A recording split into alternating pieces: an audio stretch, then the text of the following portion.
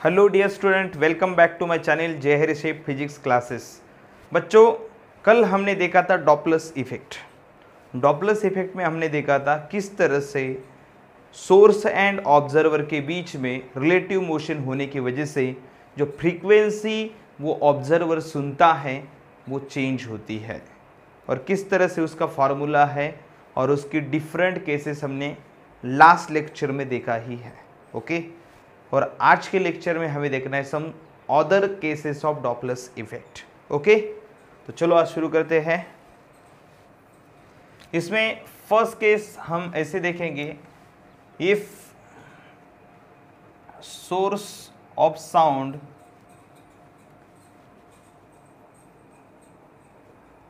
is revolving in circle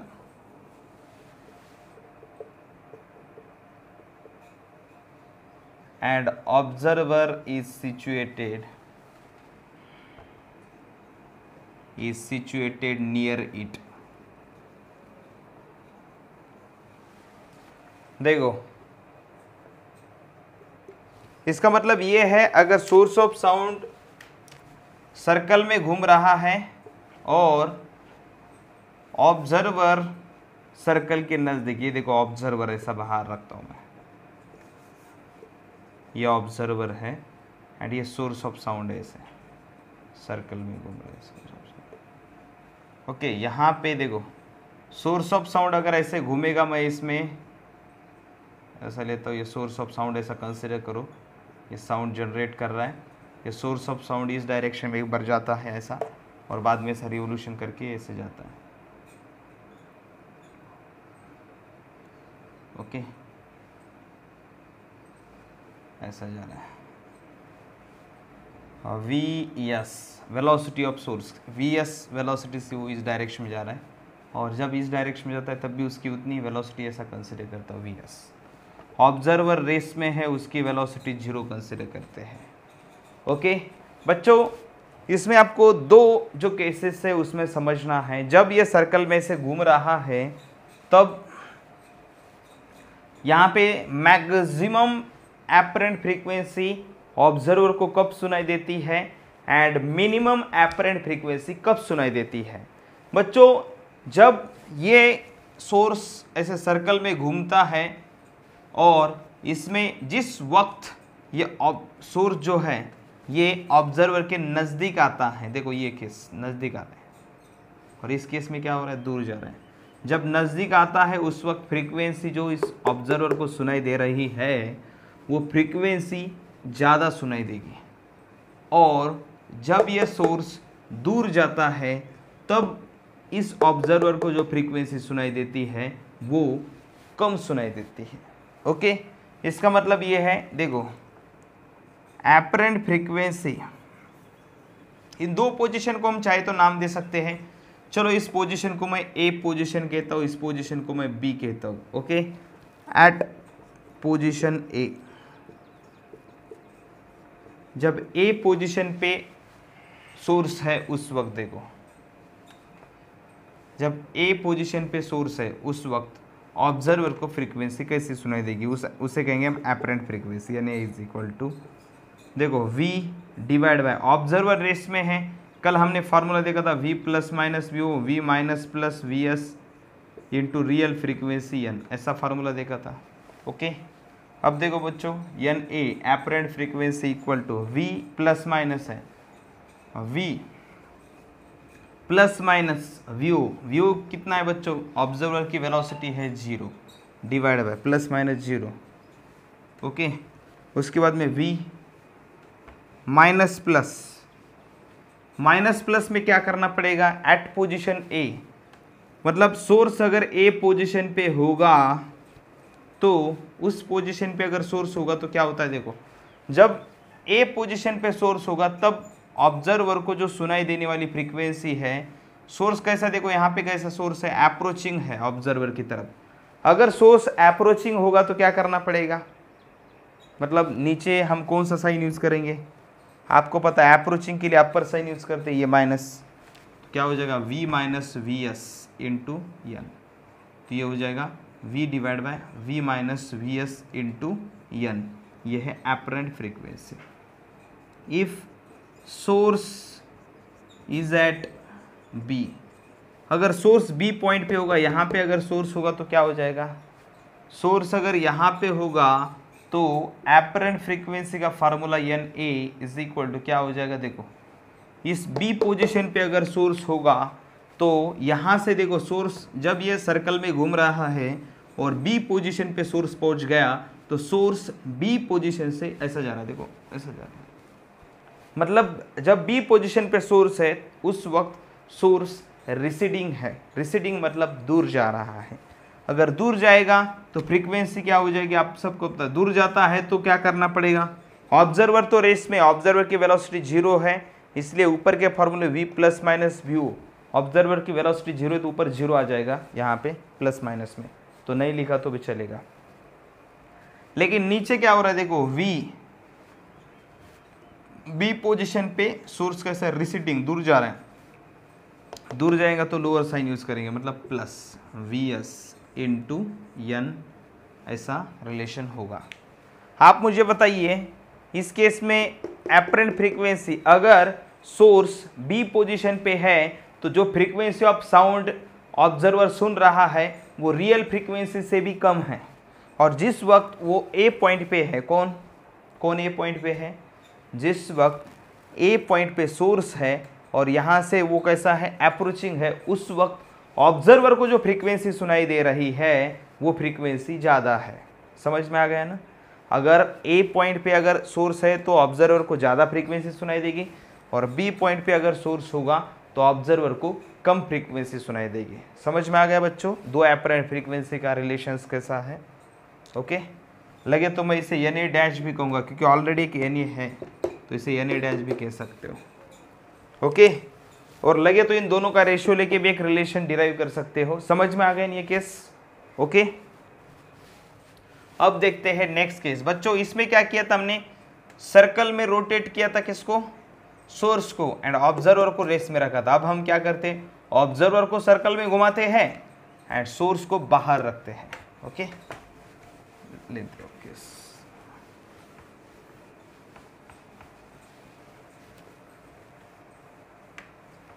if observer और listener कहेंगे, if observer is revolving,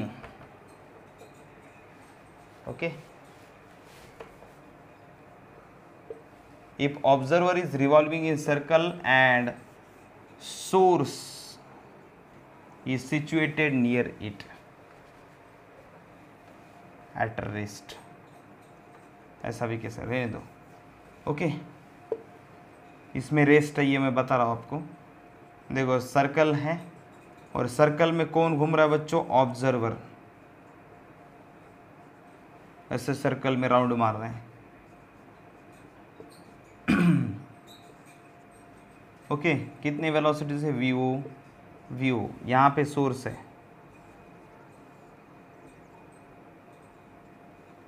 okay, यहाँ से साउंड जनरेट करके ऐसा जा रहा है। अब देखो सोर्स की वेलोसिटी कितनी है बच्चों, V S equal to 0, source की वेलोसिटी है 0। अगर सोर्स की वेलोसिटी 0 है, आप सबको पता है इसमें भी दो मतलब पोजीशंस लेंगे, इसे ए पोजीशन कहूँगा, इसे बी पोजीशन कहूँगा। ओके, ये ए पोजीशन है, ये बी पोजीशन है। If observer is at it ए,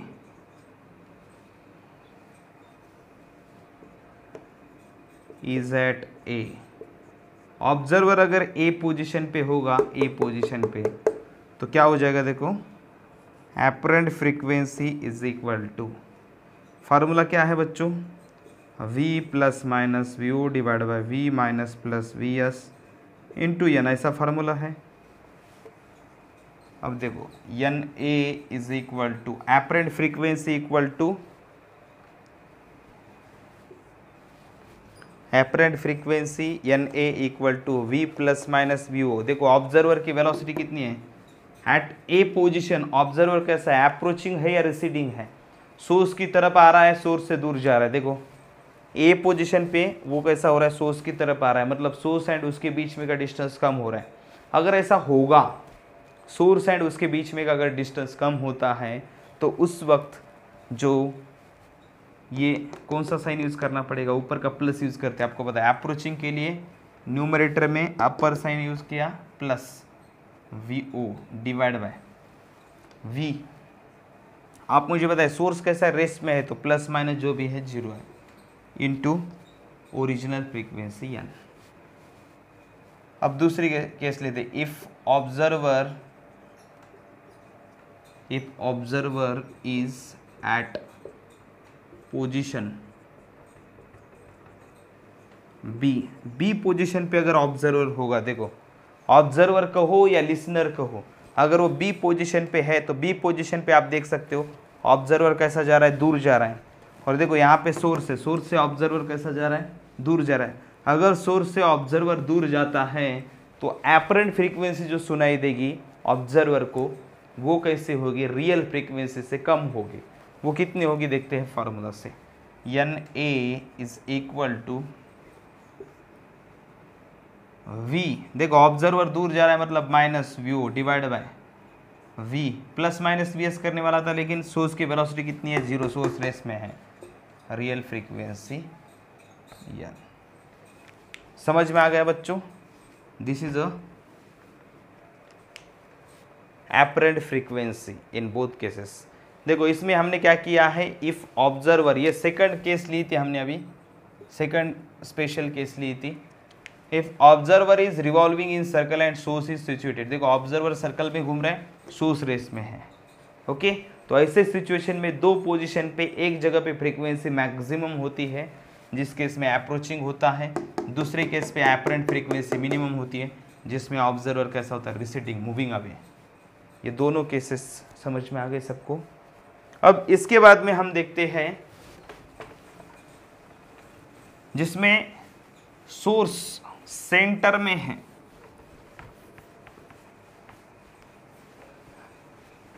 देखो if source is, third case देख रहे हैं हम लोग, at centre of circle, source is at centre of circle, source को हम सर्कल के सेंटर में कंसीडर करते हैं, ओके, एंड ऑब्जर्वर सर्कल के अलोंग मूव होता है। ऐसी केस लेनी है हमें। सोर्स कैसा है, सेंटर में है, source is at centre,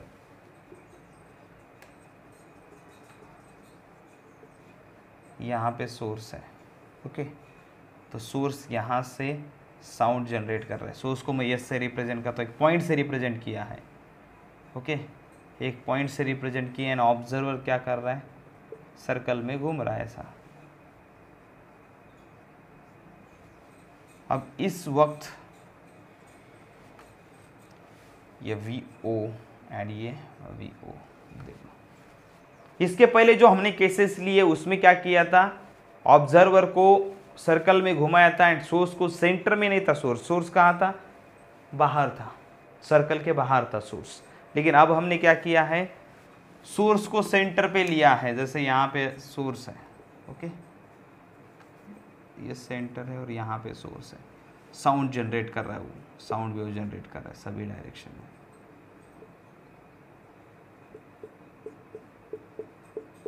okay, ये सोर्स है, ओके। तो सोर्स सेंटर पे है और ऑब्जर्वर सर्कल में घूम रहा है। आप लोग मुझे बताइए इस सोर्स से ऑब्जर्वर डिस्टेंस चेंज होता है क्या, देख सकते हो सोर्स एंड ऑब्जर्वर के बीच में का डिस्टेंस कभी चेंज होता नहीं है। Distance between source and observer is always equal to radius of circle. अगर उसका डिस्टेंस चेंज नहीं होता इसका मतलब ये होता है इन दोनों के बीच में रिलेटिव मोशन नहीं होती है, ओके। मतलब इन दोनों के बीच में का डिस्टेंस चेंज नहीं होता, हमेशा कांस्टेंट रहता है। इसका मतलब दोनों के बीच में relative motion relative velocity 0 consider करते हैं हम यहाँ पे। दोनों के बीच में कैसा है बच्चों, दोनों के बीच में का डिस्टेंस चेंज नहीं हो रहा है, सोर्स एंड ऑब्जर्वर के बीच में का कभी भी देखो डिस्टेंस कितना, रेडियस ऑफ सर्कल।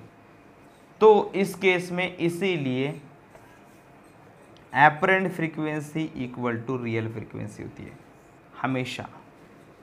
ये सर्कल के इनफाइनाइट नंबर ऑफ पॉइंट है, इस इनफाइनाइट नंबर ऑफ पॉइंट में से किसी भी पॉइंट पे अगर ऑब्जर्वर होगा तो भी सर्कल में ऑब्जर्वर कहीं पे भी क्यों ना घूमे, इतने इनफाइनाइट नंबर ऑफ पॉइंट्स में से किसी भी पॉइंट पे क्यों ना हो, फिर भी एपरेंट फ्रीक्वेंसी कितनी होती है, उसकी रियल फ्रीक्वेंसी के बराबर होती है। उसको जो सुनाई दे रहा है साउंड, उसकी एपरेंट फ्रीक्वेंसी हमेशा रियल फ्रीक्वेंसी के बराबर होती है। समझ में आ गया ना, मतलब यहाँ पे apparent frequency equal to real frequency होती है, मतलब यहाँ पे डॉपलर इफेक्ट का फिनोमेना नहीं दिख रहा है। Apparent frequency equal to real frequency. Fourth number की केस में कौन से लेने वाला हूँ, देखो देखो इस केस में apparent frequency equal to real frequency है। फोर्थ नंबर की case, if observer is at centre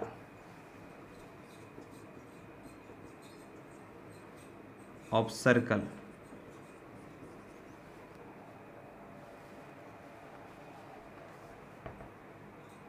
and source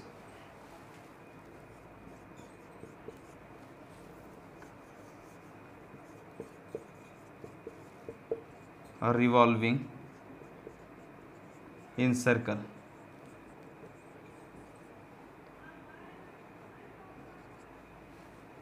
देखो इस केस में क्या था, if source is at centre of circle and observer is revolving in circle.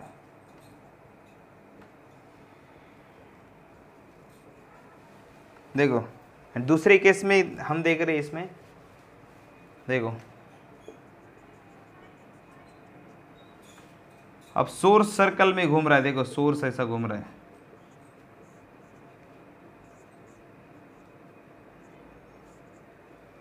Velocity of source and observer centre of circle पे खड़ा है।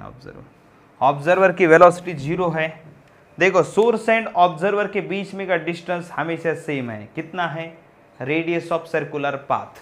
मतलब दोनों के बीच में का देखो, चाहे पोजीशन ए पे हो चाहे पोजीशन बी पे हो, मतलब सोर्स ए पोजीशन पे हो या बी पोजीशन पे हो, फिर भी दोनों केसेस में चाहे सर्कल के कोई भी पॉइंट पे क्यों ना सोर्स हो, तो भी सोर्स एंड ऑब्जर्वर के बीच में का डिस्टेंस कितना रहेगा, हमेशा रेडियस ऑफ सर्कल के बराबर। क्योंकि सोर्स सर्कल में घूम रहा है, ऑब्जर्वर उसके सेंटर पे है, तो ऑब्जर्वर के लिए हमेशा सोर्स उतने ही डिस्टेंस पे है। अगर वो उतने ही डिस्टेंस पे हमेशा होगा तो रिलेटिव वेलोसिटी को या distance between source and observer remains constant. अगर ऐसी केस होगी तो दोनों के बीच में रिलेटिव मोशन हो रही है, ये नहीं हो रहा है, दोनों के बीच में हमेशा डिस्टेंस सेम है, तो एपरेंट फ्रीक्वेंसी कैसे होगी, रियल फ्रीक्वेंसी के बराबर होगी। देखो डॉपलर इफेक्ट तभी हो सकता है जब ऑब्जर्वर एंड सोर्स इन दोनों के बीच में का डिस्टेंस चेंज होता है टाइम के साथ में। अगर ऑब्जर्वर एंड सोर्स के बीच में का डिस्टेंस टाइम के साथ में चेंज नहीं होता तो डॉपलर इफेक्ट नहीं होता, एपरेंट फ्रीक्वेंसी रियल फ्रीक्वेंसी के बराबर होती है। समझ में आ गया बच्चों, ओके। अब हमें देखना है अगर सोर्स एंड ऑब्जर्वर दोनों भी रेस में होगी, देखो यहाँ पे ये सोर्स है, ये ऑब्जर्वर है, दोनों भी रेस में है और सामने एक टारगेट है, ओके, और ये टारगेट मूविंग है, टारगेट की वेलोसिटी है vt। अब ये टारगेट का क्या रोल है इस केस में, यहाँ से जो साउंड जनरेट हो रहा है सोर्स में से, वो साउंड वेव इस टारगेट के ऊपर इंसिडेंट हो रही है और इस टारगेट से रिफ्लेक्ट होके वापस ऑब्जर्वर को सुनाई दे रही है, ओके।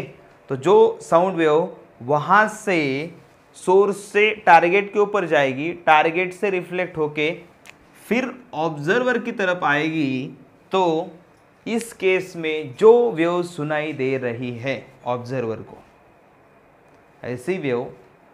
ऐसी साउंड वेव जो टारगेट के ऊपर रिफ्लेक्ट होके ऑब्जर्वर को सुनाई दे रही है, उसके फ्रीक्वेंसी में क्या चेंज होता है, क्योंकि यहाँ पे टारगेट कैसा है, मूविंग है, ये हमें केस स्टडी करना है।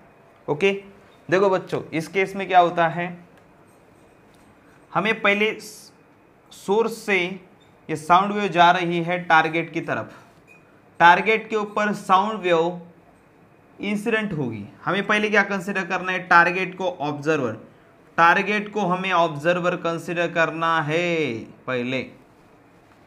ओके, आपको फील करना है कि वो टारगेट एक ऑब्जर्वर की तरह शुरुआत में। ओके, एपरेंट फ्रीक्वेंसी,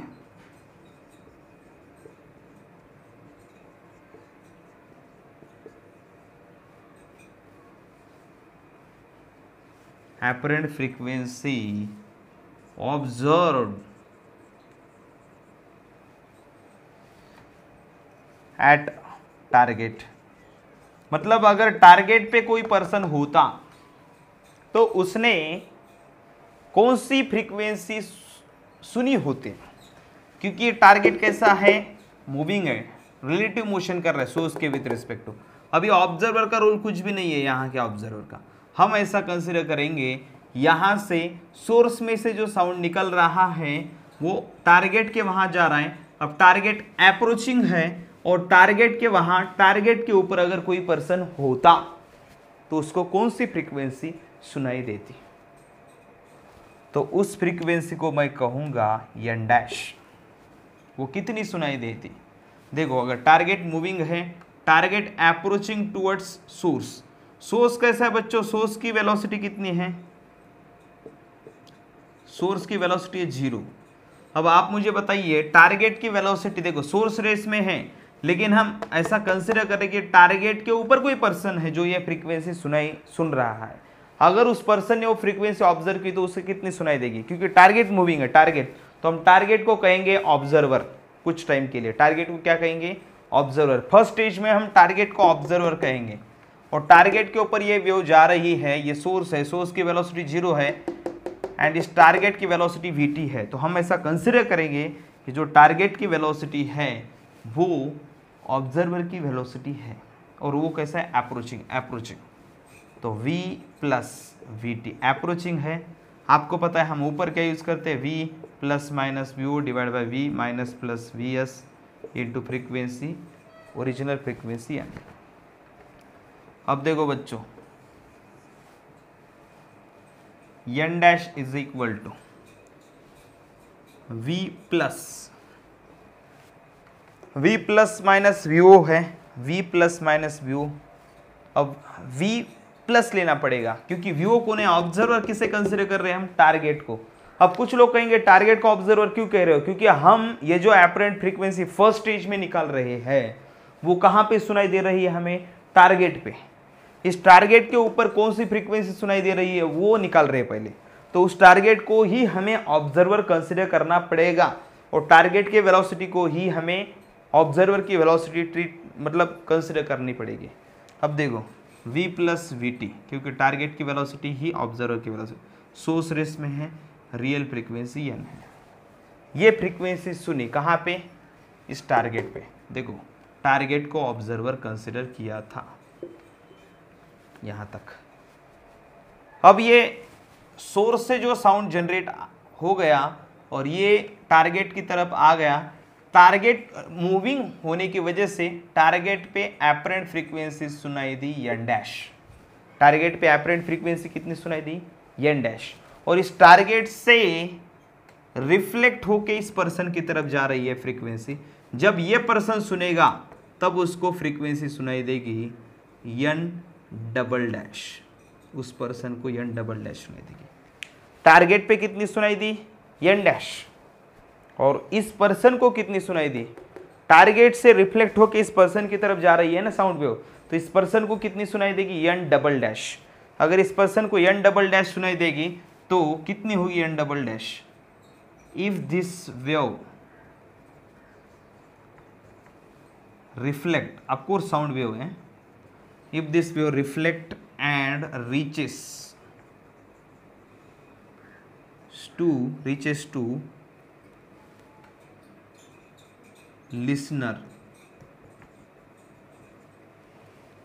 लिसनर और ऑब्जर्वर, इस पर्सन ने अगर सुनी तो, और ऑब्जर्वर कहेंगे, ओके चलेगा ना, ऑब्जर्वर, इस लिसनर ने और ऑब्जर्वर ने फ्रीक्वेंसी सुनी तो उसे सुनाई दी frequency n double dash is equal to, देखो n डबल डैश कितनी होगी। अब देखो पहले ये जो टारगेट था इसे हमने क्या ट्रीट किया था, क्योंकि सोर्स से साउंड जनरेट होकर टारगेट के ऊपर जा रहा था और टारगेट पे हम कितनी फ्रीक्वेंसी है वो फाइंड कर रहे थे। तो पहले केस में हमने टारगेट को ऑब्जर्वर कहा था, लेकिन अब हमें टारगेट को सोर्स कहना पड़ेगा। क्यों? क्योंकि अब यहां टारगेट से वेव रिफ्लेक्ट होके रियल ऑब्जर्वर की तरफ जा रही है, तो इस ऑब्जर्वर के लिए सोर्स कौन बन गया, कहां से आ रही है वेव रिफ्लेक्ट होके, कहां से आ रही है, टारगेट से। टारगेट मूविंग है तो हमें अब टारगेट को सोर्स ट्रीट करना पड़ेगा और टारगेट की जो भी वेलोसिटी होगी उसे कहना पड़ेगा सोर्स की वेलोसिटी। और ये जो ऑब्जर्वर है हमारा, ये ऑब्जर्वर ये कैसा है, रेस में है, ऑब्जर्वर की वेलोसिटी 0 है, 0।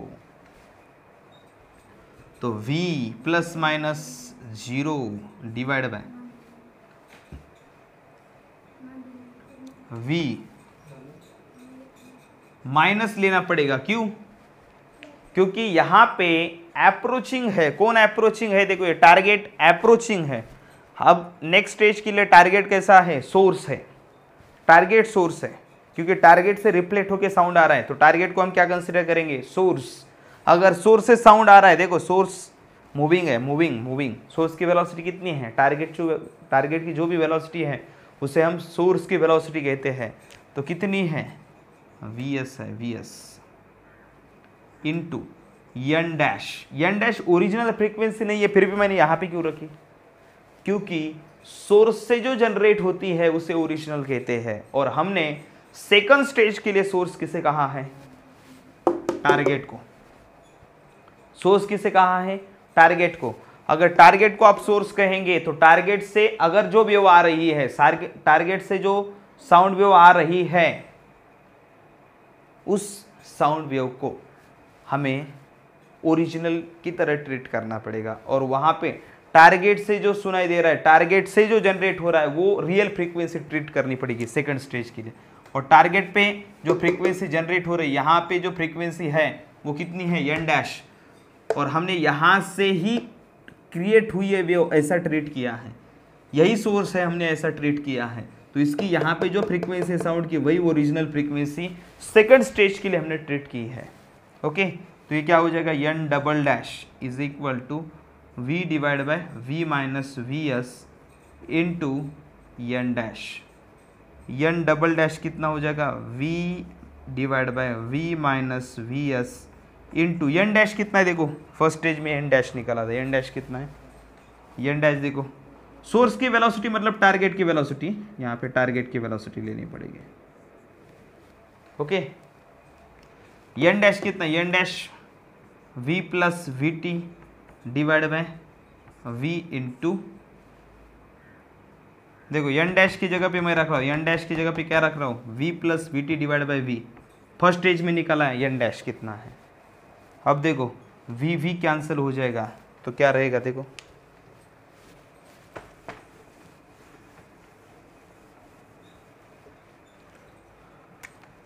n double dash is equal to v cancel हो गया, v plus v t divide by v minus v t into original frequency n। Okay, तो बच्चों ये फाइनल एपरेंट फ्रीक्वेंसी होगी। इस सोर्स से कितनी फ्रीक्वेंसी जनरेट हुई थी, n, ऑब्जर्वर पे सॉरी टारगेट पे कितनी बन गई, n डैश, टारगेट से रिफ्लेक्ट होके जो लिसनर सुनेगा उस लिसनर को, उस ऑब्जर्वर को कितनी सुनाई थी, n double dash. n double dash is equal to v plus v t, v minus v t. अगर ये टारगेट ऑब्जर्वर की तरफ आता है, ऐसा टारगेट ऑब्जर्वर एंड सोर्स की तरफ आता है तो अगर ये टारगेट ऑब्जर्व ऐसा जा रहा है, रिसीडिंग अप्रोचिंग था टारगेट, इस केस में टारगेट कैसा था, moving towards, in case of moving target towards observer and source. Okay, क्योंकि इस डायग्राम में दिखाया है ना, लिखा भी नहीं तो भी डायग्राम में मैंने बताया है कि टारगेट कैसा है, यहाँ पे ऑब्जर्वर एंड सोर्स है और टारगेट ऐसा उसकी तरफ मूविंग है, उस केस में ये फॉर्मूला है। अब इसके बाद में की केस मैंने अगर आपको डायरेक्ट पूछी, यहाँ पे अगर ये टारगेट मूविंग अवे होगा तो क्या हो जाएगा, if target is moving away,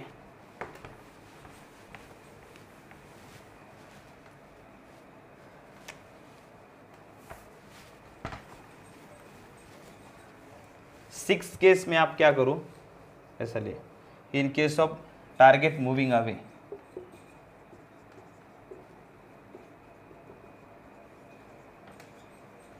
of course कहां से moving away, moving away from source and observer, दोनों से दूर, क्योंकि सोर्स एंड ऑब्जर्वर दोनों रेस में और एक ही पोजीशन पे, यही पे। और टारगेट कैसा मूव रहा है बच्चों, अगर ऐसा जा रहा है टारगेट, देखो तो अगर टारगेट ऐसा अगर दूर जाता है तो फ्रीक्वेंसी क्या होगी बतानी है आपको। आपको पता है रियल फ्रीक्वेंसी n है, ये अप्रोचिंग के लिए था, इस फॉर्मूले में चेंजेस क्या करने पड़ेंगे आप मुझे बताइए। अप्रोचिंग के लिए यहाँ पे प्लस था, यहाँ पे माइनस था। पहले n डैश निकालते हैं, एट टारगेट n डैश, यहाँ से भी वो टारगेट पे पहुंचेगी तो n डैश फ्रीक्वेंसी क्या होगी, एपरेंट फ्रीक्वेंसी क्या होगी। टारगेट मूविंग अवे है vt, टारगेट को हम क्या कंसिडर करते हैं, इनिशियली ऑब्जर्वर कंसिडर करते हैं, v minus VT divide by source. देखो ये ऑब्जर्वर इसे कंसिडर करते हैं फर्स्ट स्टेज में। ओके, फर्स्ट स्टेज में इसे क्या कंसिडर करते हैं, फर्स्ट स्टेज में इसे हम ऑब्जर्वर कंसिडर करते हैं टारगेट को, और टारगेट मूविंग है तो यहाँ पे माइनस लेना पड़ेगा। सोर्स किसे कंसिडर करते हैं, ये सोर्स है, सोर्स की वेलोसिटी कितनी, सोर्स जीरो वेलोसिटी है उसके, मतलब क्या करना पड़ेगा, v प्लस माइनस जीरो नहीं लिखा तो भी चलेगा, ओरिजिनल फ्रीक्वेंसी यार। ओके, एंड वही अगर हम एट लिसनर और ऑब्जर्वर, देखो यहाँ पे n डैश इतनी हो गई, यहाँ से रिफ्लेक्ट होके इस ऑब्जर्वर को सुनाई दी n डबल डैश फ्रीक्वेंसी, तो n डबल डैश कितनी होगी, n double dash is equal to, आप मुझे बताओ। देखो ये टारगेट आपका कैसा है, इस रियल ऑब्जर्वर के लिए टारगेट क्या है, देखो ये टारगेट क्या बन रहा है, यहाँ से साउंड जा रहा है और यहाँ से रिफ्लेक्ट होके आ रहा है, तो रियल टारगेट के लिए टारगेट कैसा, रियल ऑब्जर्वर के लिए टारगेट कैसा है, सोर्स, क्योंकि वहाँ से रिफ्लेक्ट होके साउंड आ रहा है। अगर साउंड वहाँ से आ रहा है तो हमारे ऑब्जर्वर के लिए ये टारगेट कैसा हो गया, अब सोर्स हो गया। और सोर्स कैसा है, रिसीडिंग, सोर्स अगर रिसीडिंग होगा तो क्या होता है, सोर्स अगर दूर जा रहा है, ऑब्जर्वर की वेलोसिटी जीरो है, ऑब्जर्वर रेस में है तो ऑब्जर्वर की वेलोसिटी जीरो है। सोर्स कैसा हो रहा है, दूर जा रहा है, ऑब्जर्वर की वेलोसिटी जीरो है, सोर्स दूर जा रहा है, दूर जाएगा तो प्लस करेंगे नीचे यहाँ into n dash, v divide by v plus V S, n dash की जगह पे क्या रखेंगे, देखो n dash v minus v t divide by v into n, v cancel तो क्या हो जाएगा, v minus v t divide by v plus V S into n, ये है n डबल डैश। समझ में आ गया, इसमें कुछ डाउट है, दोनों केसेस को कंपेयर करके मैं आपको फार्मूले का कंपैरिजन बताता हूँ। ओके, टारगेट अप्रोचिंग होगा,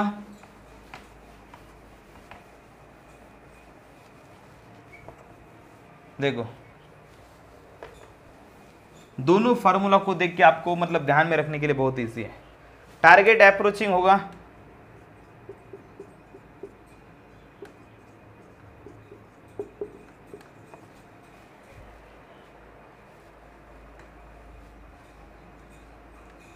अप्रोचिंग टारगेट के लिए क्या होता है, फार्मूला क्या आया था, n dash double dash is equal to v plus v t divide by v minus v t into N, ऐसा फार्मूला आया था कि नहीं अप्रोचिंग टारगेट के लिए। मतलब ये टारगेट अगर अप्रोचिंग होगा इन दोनों की तरफ आ रहा होगा ऐसा, ये दोनों यहाँ पे है और टारगेट ऐसा आ रहा है, ऑब्जर्वर सोर्स, सोर्स ऑब्जर्वर दोनों ऐसे, और टारगेट अगर ऐसा आ रहा है तो एपरेंट फ्रीक्वेंसी क्या होती है, n double dash is equal v plus v t, v minus v t into N.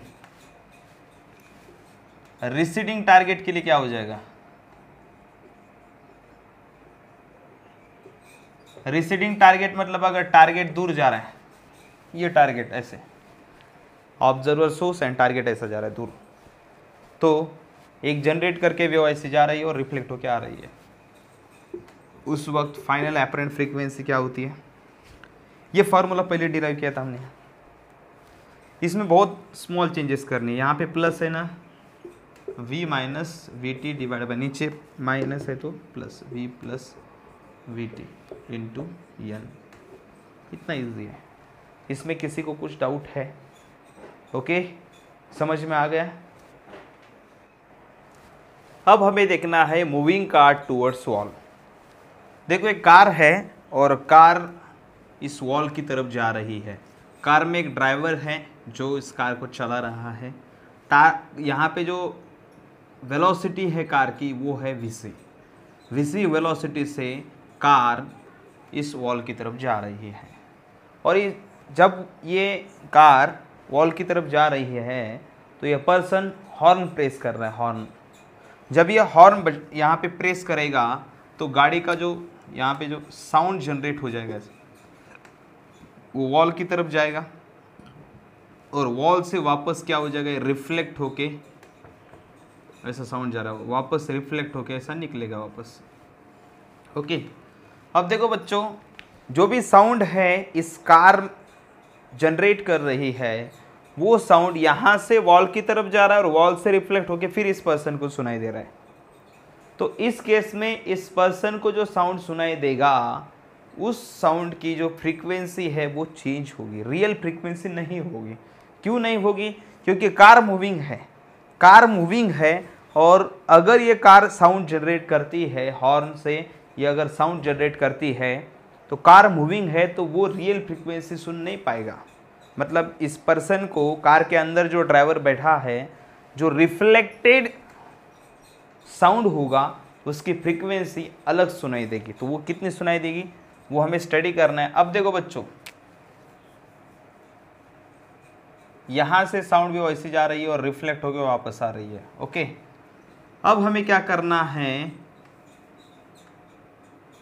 हमें साउंड, कौन से साउंड की फ्रीक्वेंसी उसे अलग सुनाई दे रही है। जो ड्राइवर कार में बैठा है उसको जो डायरेक्ट साउंड सुनाई दे रहा है उसकी फ्रीक्वेंसी अलग नहीं सुनाई दे रही है, उसको जो भी साउंड यहाँ से जाके रिफ्लेक्ट होके आ रहा है उस साउंड की फ्रीक्वेंसी अलग सुनाई दे रही है।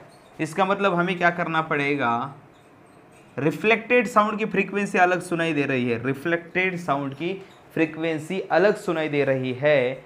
इसका मतलब हम क्या कंसिडर करेंगे, यहाँ पे जो रिफ्लेक्टेड साउंड है उसका सोर्स अलग कंसिडर करेंगे। इजी, थोड़ा सा इजी होने के लिए हम क्या करेंगे, रिफ्लेक्टेड साउंड की जो, मतलब जो भी रिफ्लेक्टेड साउंड है उसका सोर्स ही अलग कंसिडर करेंगे, क्योंकि साउंड ऐसा आ रहा है हम कंसिडर करेंगे।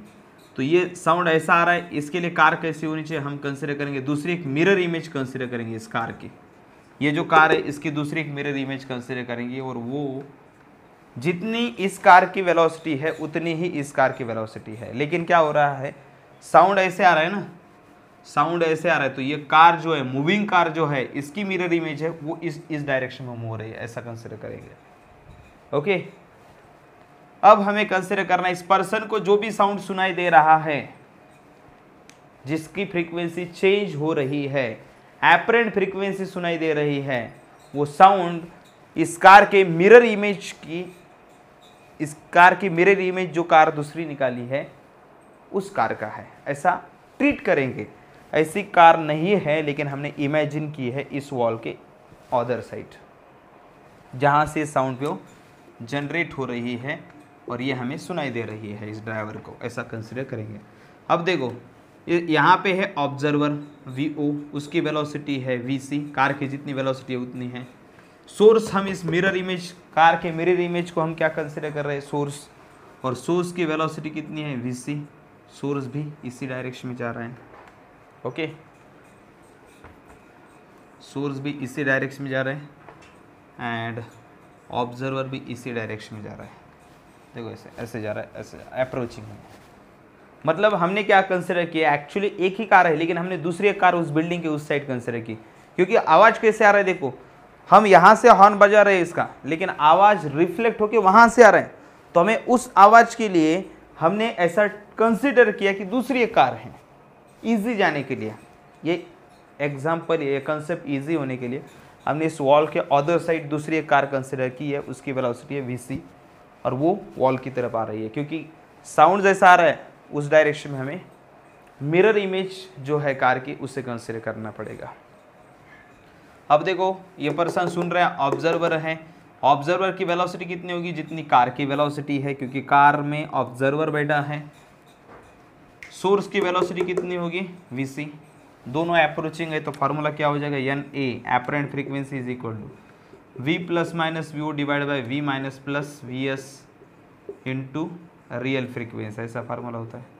तो v plus minus b o है तो क्या करना पड़ेगा, प्लस करना पड़ेगा, क्योंकि टारगेट कैसा है, सॉरी ऑब्जर्वर कैसा है, देखो ऑब्जर्वर कैसा है, सोर्स की तरफ जा रहे हैं, ये इसे सोर्स कंसिडर करते हैं हम लोग। ये कार कैसी हो गई, इसमें ऑब्जर्वर है, यहाँ पे ये सोर्स है, ऐसा कंसिडर किया। सोर्स कैसा है बच्चों, ऑब्जर्वर की तरफ है, ऑब्जर्वर कैसा, सोर्स की तरफ जा रहा है, तो प्लस लेना पड़ेगा।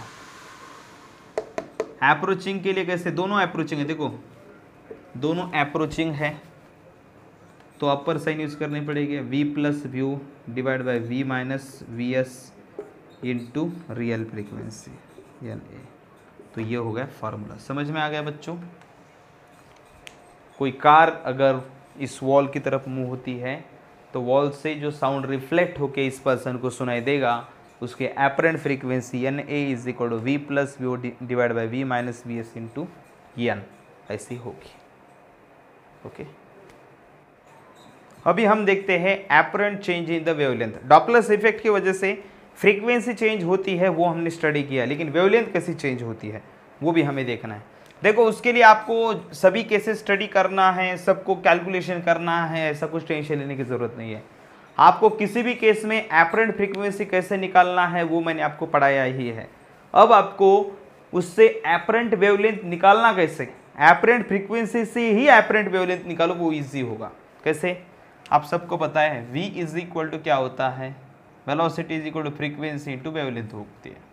अगर हमें वही एपरेंट वेवलेंथ के लिए फार्मूला लिखना है तो v इज इक्वल टू क्या होगा, एन डैश लैम्बडा डैश, क्योंकि वेलोसिटी चेंज नहीं होती, वेलोसिटी चेंज नहीं होती, वेलोसिटी ऑफ साउंड कांस्टेंट रहती है।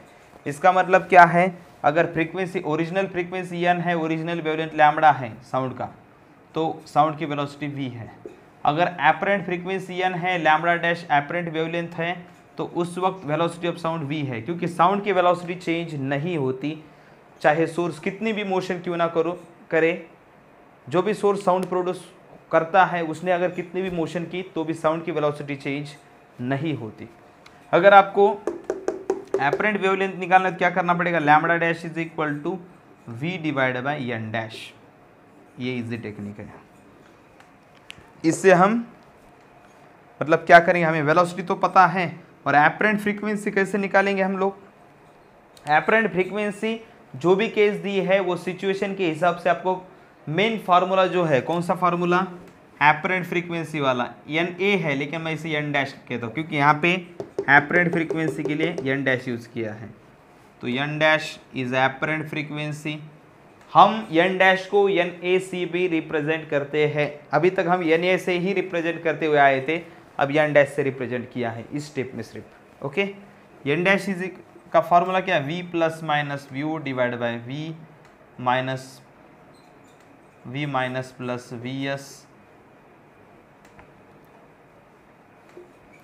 Into original frequency n. इस फार्मूले से देखो, इस फार्मूले से हमने क्या निकालना है, एन डैश, इस फार्मूले से एन डैश निकालो और एन डैश की वैल्यू कहाँ पे रखो, यहाँ पे, तो जाके हमें क्या मिलेगा, लैम्बडा डैश। इस फार्मूले को कैसा अप्लाई करना है ये हमने पिछले लेक्चर में देखा ही है, आप सबको पता है। ओके, समझ में आ गया? इसमें कुछ डाउट है बच्चों? ओके, अभी हमें समझना है कि कौन से कंडीशन में डॉपलर इफेक्ट नहीं होता। साउंड का डॉपलर इफेक्ट अलग अलग कंडीशंस है उसको होने के लिए। अगर वो कंडीशंस सेटिस्फाई नहीं होती तो डॉपलर इफेक्ट नहीं होता। जैसे कौन कौन से केसेस में डॉपलर इफेक्ट नहीं होता?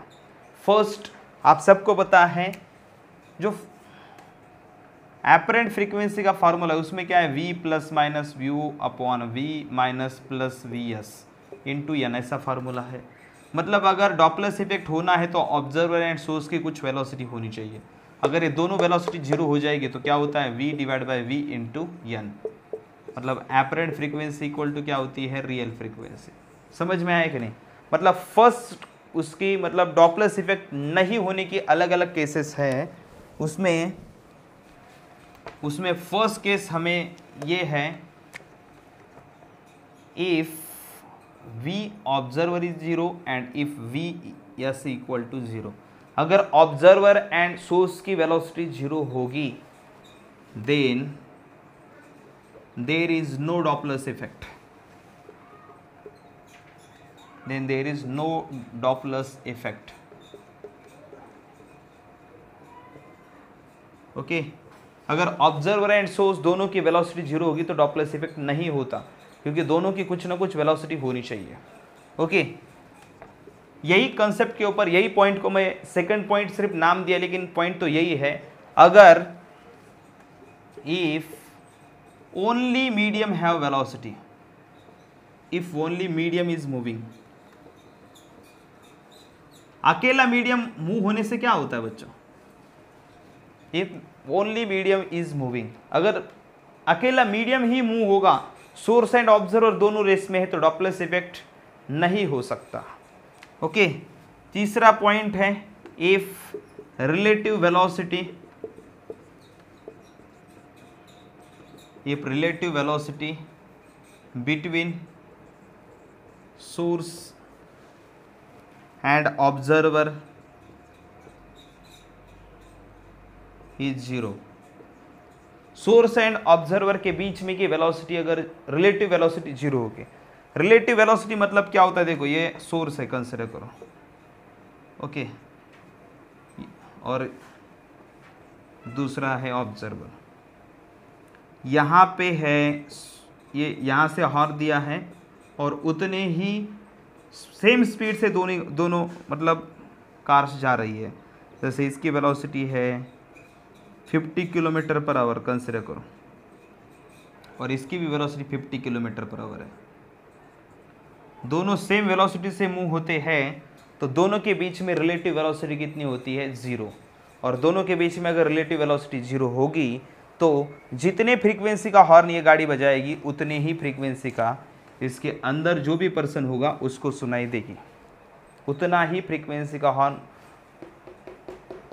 उस सामने वाली गाड़ी के पर्सन को सुनाई देगा। इसका मतलब अगर रिलेटिव वेलोसिटी जीरो होगी तो जितने फ्रीक्वेंसी का साउंड यहाँ से जनरेट होगा सेकंड कार उतने ही फ्रीक्वेंसी का साउंड सुनेगी, फ्रीक्वेंसी चेंज नहीं होगी, क्योंकि दोनों के बीच में का डिस्टेंस हमेशा सेम है ना।